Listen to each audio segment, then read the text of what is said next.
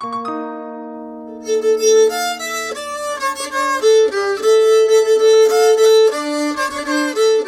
XIX wieku wybitny polski etnograf Oskar Kolberg dokumentował kulturę polskiej wsi. Wśród zgromadzonej dokumentacji znajdują się także zapisy melodii, opisy tańców, a także wzmianki o instrumentach. Dzisiaj kontynuujemy tę opowieść o suce biłgorajskiej.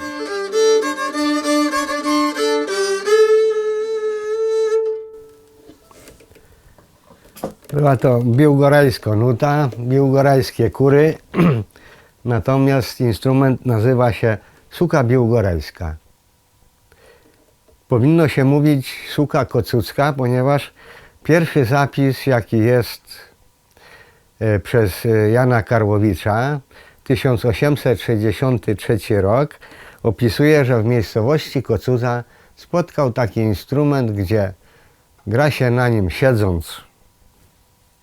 Natomiast struny są skracane przez dotyk paznokci do struny, to z boku.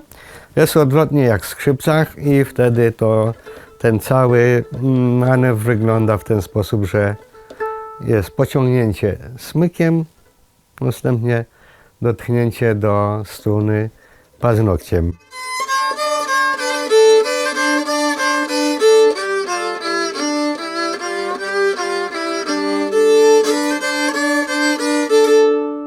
Cała historia tego instrumentu zaczyna się od momentów, kiedy dość często przy okazji różnego rodzaju nagrań radiowych, jakie organizowało radio, szczególnie program Drugi Polskiego Radia, i był tam pan, taki zacny redaktor, pan Domański, i podczas takich właśnie spotkań kiedyś mi tak zasugerował, żeby szukać instrument pod tytułem suka.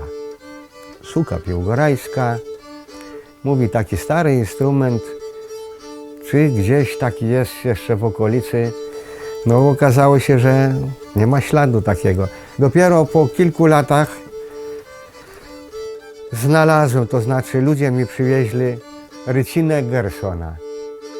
A Gerson był to malarz Młodej Polski, tak się nazywa ta grupa tych właśnie malarzy.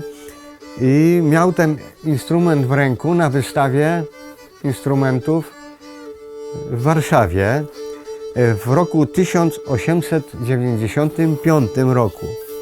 Dzięki temu, że tutaj narysował takie odnośniki, taką skalę, gdzie pisze cali 24, 1 łokieć polski. Pierwowzorem tego instrumentu to by był instrument, który nazywa się fidel płocka lub skrzypice płockie, gdzie też prawdopodobnie grało się techniką paznokciowo. Jest to przełom XVI wieku. Drugi jeszcze taki jest podobny instrument w Europie. To są gadołki w Bułgarii i następnie instrumenty o takiej technice gry to już się zaczyna tutaj Azja, jak Mongolia, Indie, Japonia. W budowie jest różnica, ale chodzi o technikę gry paznokciowo-kolanowej.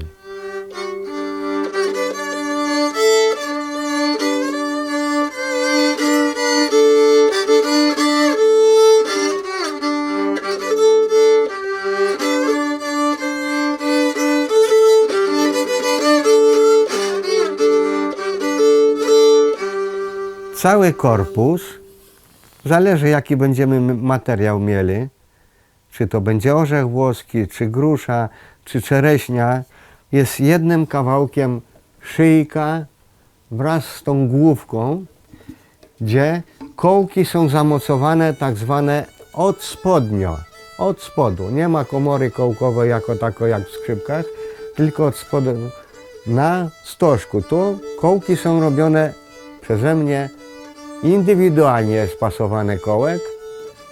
Następnie podstrunnica wraz z rozetą.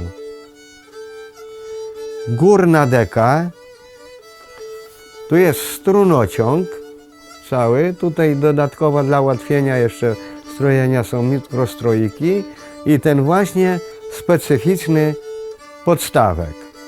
W tej chwili struny do tego instrumentu są zaadaptowane jako normalne struny altowe i tutaj dodatkowo ta skrzypcowa, z tym, że musi mieć te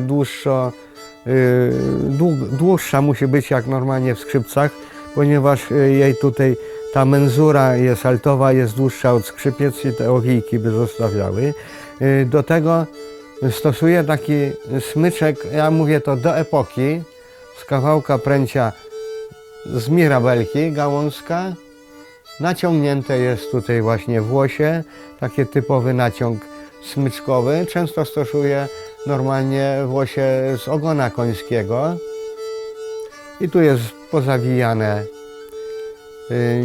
nicią lniano, taki typowy smyczek, prosty.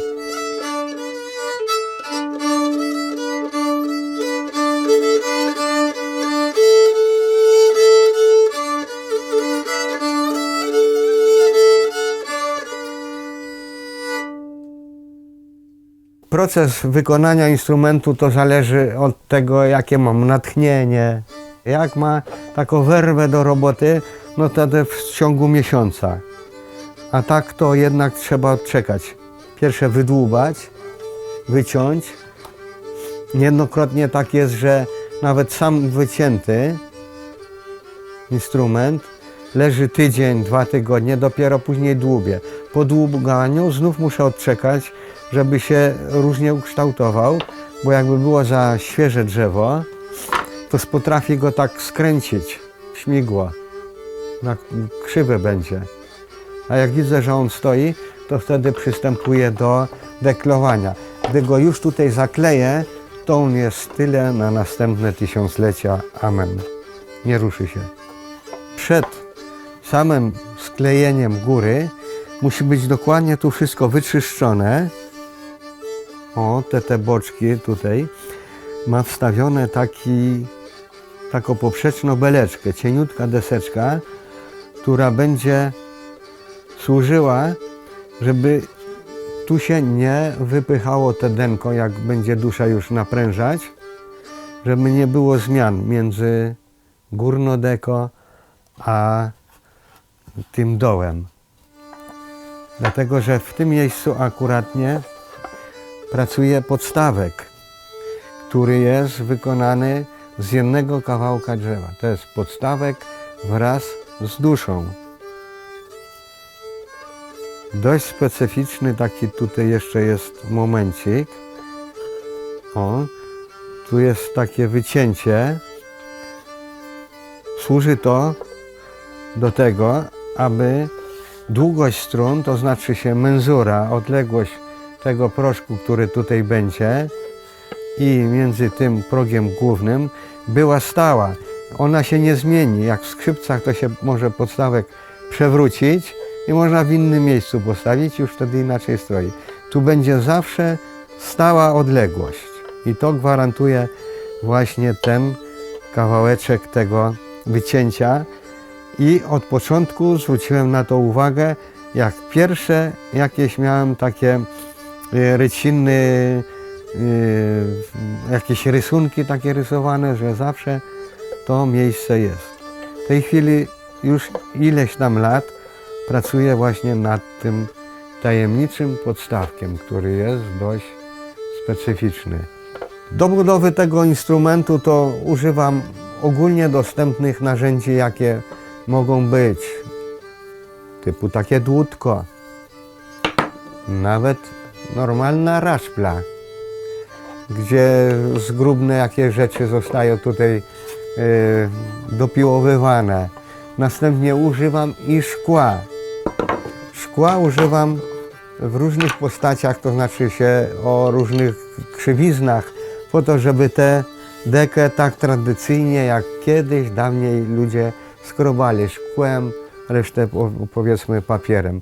Następnie używam do tego jeszcze już współczesnego sprzętu, różnych maszynek takich po to, żeby tę rozetę wydłubać. Następnie piłę taśmówką, żeby wyciąć kształt cały instrumentu w desce.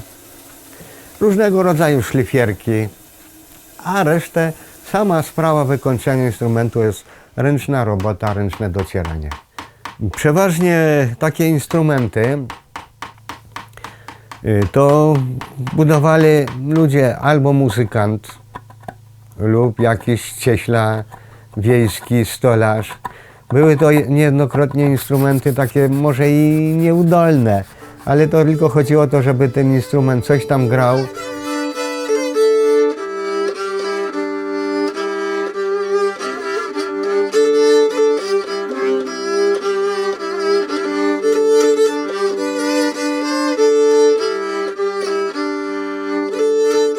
Gdy instrument jest powiedzmy dobry i głośny i tak dalej, to czuć po nim, jak wibracje strun przechodzą tutaj na te części ręki, ponieważ tutaj ten paznokieć jest taki miękki jak od puszka i te drgania zaczynają przenosić się na instrument. Wtedy instrument jest instrumentem dobrym. W tym przypadku suka pięciostrunna, altowa, jest strojona w kwincie i to jest tak. Struna E, odskrzypiec i tu już jest altówka. A, D, G i C. C można wykorzystać do takiej długiej nuty, jak ktoś śpiewa melodie takie smętne, wtedy można sobie tak ładnie ciągnąć, ładniutko, długo, tak.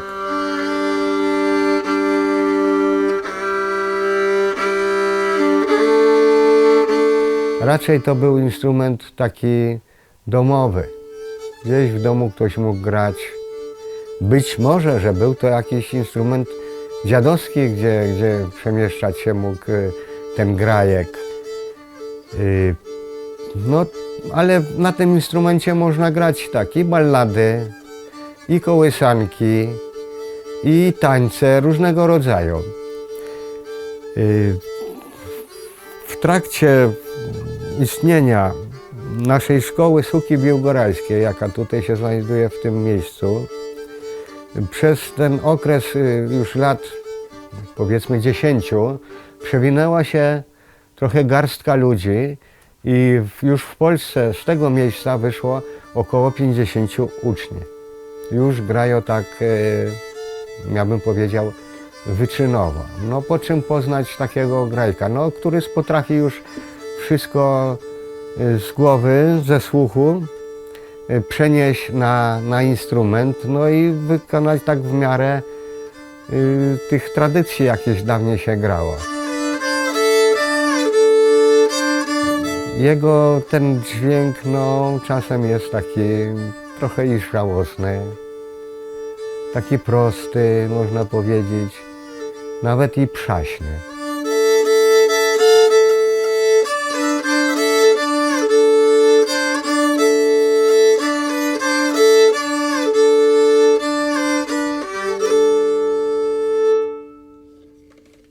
Można grać i melodie wesołe, typu tańce, oberki, poleczki, na przykład taka poleczka Drygana, gdzie w tej okolicy były dość znane.